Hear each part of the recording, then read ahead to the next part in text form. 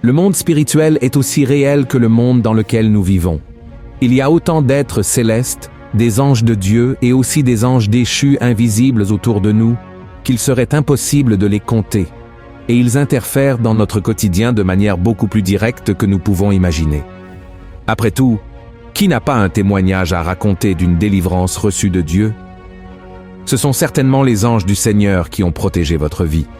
En même temps, nous savons que les anges déchus, qui sont en réalité des démons, tourmentent les gens, les entraînent dans les vices, le péché et une vie de destruction. Et bien que cela soit très mystérieux, après tout, nous ne voyons pas souvent les choses qui se passent dans le monde spirituel. Beaucoup de gens sont curieux, souhaitent beaucoup avoir une vision ouverte, voir ce que les yeux naturels ne voient pas. Et c'est pourquoi, dans la vidéo d'aujourd'hui, nous allons comprendre un peu ce qu'est le monde spirituel. Nous allons parler de tout ce qui se passe dans le monde spirituel autour de nous et comment cela peut affecter notre vie. Et si vous souhaitez voir ce qui est dans le surnaturel, je vais vous donner ici un guide étape par étape de ce que vous devez faire. Je vais aussi vous raconter un petit témoignage de ma part d'une expérience extraordinaire qui a radicalement changé ma vie et je suis sûr que cela vous plaira beaucoup, d'accord ? Avant de commencer, je vous demande juste de vous abonner à ma chaîne, d'activer la cloche de notification pour ne manquer aucune vidéo que je posterai. Et n'oubliez pas de liker et de partager cette vidéo avec vos amis qui peuvent aussi en bénéficier. Le monde spirituel est une réalité parallèle au monde physique que nous connaissons et qui est toujours en mouvement. Il est habité par des êtres spirituels comme les anges et les démons, et il a un impact direct sur tout ce qui nous concerne, que ce soit dans les décisions que nous prenons ou dans les chemins que nous suivons. D'ailleurs, pendant que vous regardez cette vidéo maintenant, il y a une bataille spirituelle pour votre vie. Dans la Bible, dans Éphésiens 6, 12, l'apôtre Paul nous avertit que notre lutte n'est pas contre la chair et le sang, mais contre les principautés et les puissances dans les régions célestes, ce qui montre l'importance d'étudier cette réalité spirituelle. Sinon, nous serons influencés et pourrions même être détruits par les forces maléfiques qui y existent. C'est pourquoi je suis ici pour vous dire que le monde spirituel existe, parce que cela nous aidera à comprendre notre but ici sur Terre et à prendre les meilleures décisions. Après tout, la Bible enseigne que notre vie terrestre n'est qu'une partie de notre existence éternelle. En d'autres termes, notre vie physique dépend du spirituel. Et c'est pour cela qu'à certains moments, Dieu a permis que des hommes de la Bible voient le surnaturel de manière détaillée. Il voulait que son peuple comprenne les grandes choses qui se passaient ou qui allaient encore se passer. Par exemple, dans le chapitre 7 du livre de Daniel, le prophète raconte qu'il a eu une vision intrigante du monde spirituel, où il a vu 4 bêtes représentant de grands empires qui ont marqué l'histoire de l'humanité. Dieu a permis qu'il ait cette vision pour montrer les royaumes qui surgiraient et tomberaient ensuite du pouvoir. D'abord, Daniel a vu un lion avec des ailes d'aigle. Cet animal symbolisait l'empire babylonien, connu pour sa grandeur et sa rapidité à conquérir des territoires. Les ailes d'aigle montrent cette rapidité, et plus tard, les ailes sont arrachées, représentant un ralentissement de l'empire. La transformation du lion, pour avoir un cœur humain, suggère un changement de leadership pour être plus humain et moins injuste, ce qui s'est produit lorsque Nabuchodonosor a connu la puissance de Dieu. Ensuite, Daniel a vu un ours représentant l'empire médo-perse. La position de l'ours se levant d'un côté montrait qu'une partie de l'empire était plus forte que l'autre. Les Perses étaient plus dominants que les Médo-Perses. Les 3 côtes dans la bouche de l'ours symbolisent les principales conquêtes ou territoires que cet empire a dévorés. Ensuite, Daniel a vu un léopard avec 4 ailes et 4 têtes. Cette bête était liée à l'empire grec, célèbre pour les rapides conquêtes d'Alexandre le Grand.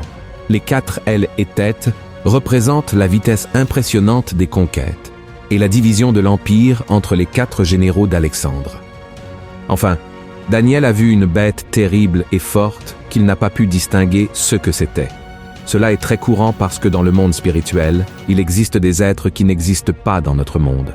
Cette bête était une représentation de l'Empire romain. Elle avait des dents de fer et 10 cornes, symbolisant la brutalité et la force avec laquelle cet empire écrasait ses adversaires.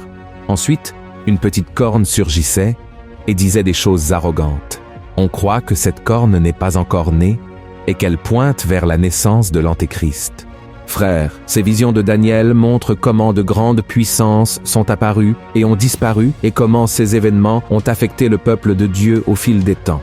C'est une partie de la Bible remplie de symboles et de significations. Je sais que ce n'est pas facile de tout comprendre, mais c'était une manière pour Dieu de révéler de manière didactique tout ce qui allait encore se passer. Et en plus de Daniel, d'autres prophètes, comme Ézéchiel, ont également eu l'Esprit de Dieu dans leurs expériences grandioses, merveilleuses. Ézéchiel, par exemple, a eu l'honneur de voir le trône de Dieu avec des détails impressionnants. Il a vu 4 créatures incroyables, chacune avec 4 visages et des ailes, représentant la capacité de Dieu à être partout.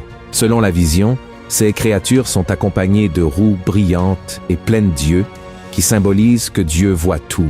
Et au-dessus de ces créatures, il y a une sorte de plateforme brillante, comme un ciel de cristal. Et sous cette plateforme se trouve le trône de Dieu, qui semble fait d'une pierre précieuse bleue. Assis sur le trône, il y a une figure qui ressemble à un homme, brillant intensément avec des lumières rappelant un arc-en-ciel. Cette vision impressionnante montre la puissance et la gloire de Dieu, touchant profondément Ézéchiel et le préparant pour la tâche de porter des messages importants à son peuple. C'est pourquoi je veux que vous compreniez que chaque fois que Dieu donne une vision, quand il permet que nous voyions le monde spirituel, c'est dans un but précis. Et quand nous parlons de vision du monde spirituel, nous ne pouvons pas non plus omettre l'apôtre Jean, qui a reçu la vision la plus importante de toutes, celle de la fin des temps, du retour de Jésus, du jugement final et de l'établissement de la Nouvelle Jérusalem. Tout ce que Jean a vu a été enregistré dans le livre de l'Apocalypse et sert de promesse de restauration, un message d'espoir pour nous chrétiens. Mais il est important que vous sachiez que les visions spirituelles ne sont pas restées dans le passé. Aujourd'hui encore, de nombreuses personnes voient des choses de ce monde parallèle et leurs témoignages sont percutants. Je me souviens que je traversais un moment très difficile dans ma vie et je demandais à Dieu quel appel il avait pour moi. C'est alors que Dieu a utilisé la bouche d'une prophétesse et Dieu a commencé à me parler à travers elle. À ce moment-là, Dieu a dit que je serais pasteur, que je prêcherais à des foules au Brésil et en dehors du Brésil. Et c'est alors qu'un ange est apparu devant moi et c'était la plus belle chose que j'ai jamais vue dans ma vie. Il a mis une couronne sur ma tête et à ce moment-là, Dieu m'a dit que dans cette couronne, il y avait beaucoup et beaucoup de pierres précieuses qui seraient les vies que je gagnerais pour le Seigneur. Frères, ce fut une expérience marquante, et si je n'avais pas été en train de prier en langue à ce moment-là, peut-être que je n'aurais pas supporté. Le don des langues à ce moment-là a servi à m'édifier et à me donner la force de supporter, peut-être, cette grande gloire que j'ai vue. En même temps, j'ai entendu beaucoup de récits de personnes disant qu'elles ont vu des choses désagréables. J'ai entendu, par exemple, des gens dire qu'ils voyaient des singes sur les épaules des gens, comme une sorte d'oppression spirituelle. Dieu a permis que la personne voie cela pour qu'elle prie pour cette personne qui était opprimée. Et si vous traversez un type d'oppression, n'ayez pas peur, ne désespérez pas. Remettez simplement votre vie à Jésus. Repentez-vous de vos péchés. Et la Bible dit que Dieu enverra des anges pour protéger ceux qui hériteront du salut. Frères, en outre, il est très courant de voir des gens dire qu'ils ont vu des serpents dans le monde spirituel, des araignées. Tout cela représente le diable. En effet, beaucoup de gens disent qu'ils ont vu des chiens très grands, des chiens féroces, et chaque fois que cela se produit, c'est l'œuvre de l'ennemi, d'accord? Ce n'est pas l'œuvre de Dieu, parce que Dieu est un Dieu de paix, un Dieu d'harmonie, un Dieu qui ne cause ni peur ni panique chez les gens. Et c'est pourquoi je vous ai dit que nous sommes au milieu d'une bataille spirituelle. Nous devons mettre l'armure de Dieu pour nous protéger contre les attaques spirituelles. Et croyez-le ou non, frères, savez-vous qui sont les personnes qui ont ces visions de créatures maléfiques dans le monde spirituel? Ce sont généralement celles qui, dans le passé, ont eu une sorte d'implication avec l'occultisme, le spiritisme, la magie noire et même le saint. Et maintenant, elles se sont converties et marchent avec Christ. Et alors, que se passe-t-il? Dieu profite d'une porte que le diable a ouverte dans le monde spirituel pour cette personne dans le passé, pour qu'elle soit une lumière et une bénédiction dans la vie des autres personnes. Mais il y a une chose qui doit être très claire. Frères, la vision du monde spirituel ne se produit pas tout le temps. Méfiez-vous des gens qui disent voir des anges partout, que Dieu révèle des choses tout le temps, car cela n'arrive pas. Cela n'arrive pas. Nous devons comprendre que lorsque nous lisons dans la Bible quelque chose, un récit spirituel, cela peut avoir eu lieu après une longue période. Lorsque vous lisez le livre des Actes, par exemple, vous voyez Dieu permettre l'apparition d'un ange à Pierre, mais jusqu'à ce que la prochaine vision céleste se produise, généralement des jours, des semaines ou des mois se sont écoulés.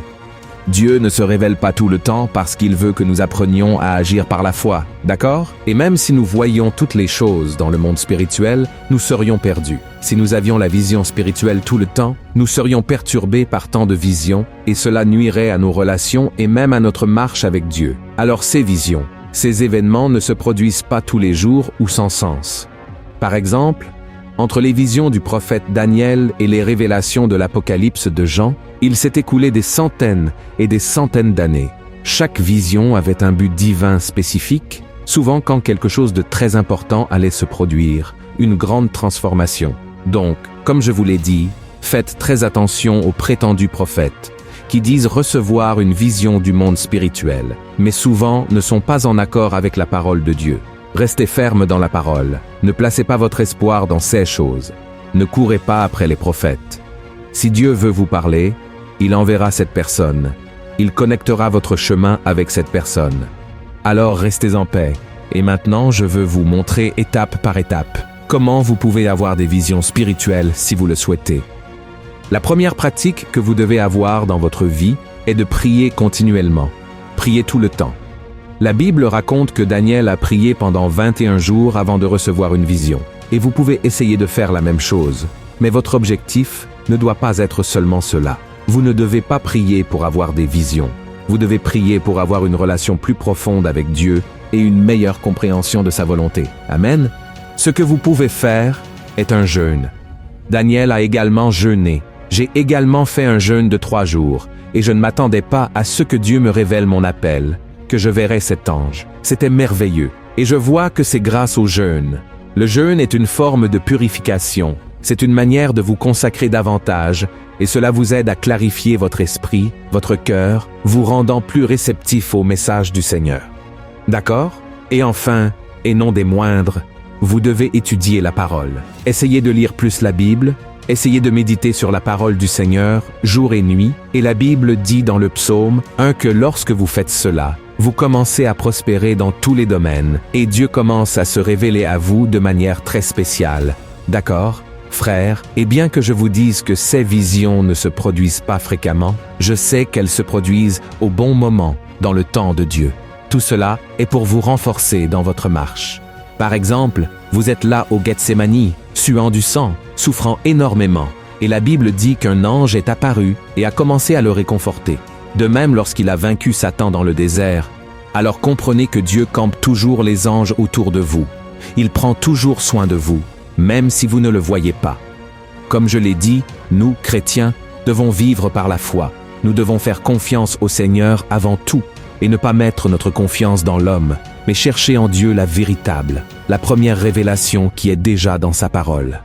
Et à travers la prière, Jésus ouvrira vos yeux et vous fera comprendre tous les chemins et plans qu'il a pour votre vie. Amen. Si vous avez aimé ce message, partagez-le avec vos amis et votre famille et abonnez-vous à ma chaîne. Que Dieu vous bénisse puissamment et je vous attends dans la prochaine vidéo. Amen.